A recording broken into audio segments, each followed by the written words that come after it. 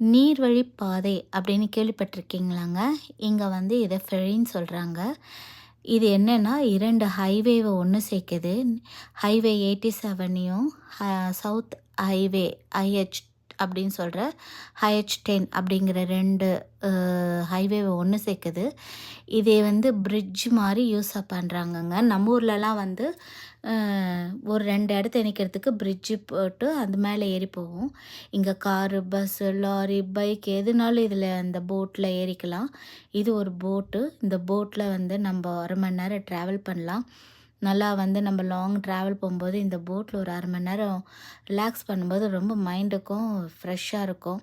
நல்லா அந்த தண்ணீல வேடிக்கை பார்த்துக்கிட்டு போறதுக்கு ரொம்ப நல்லாருக்குங்க.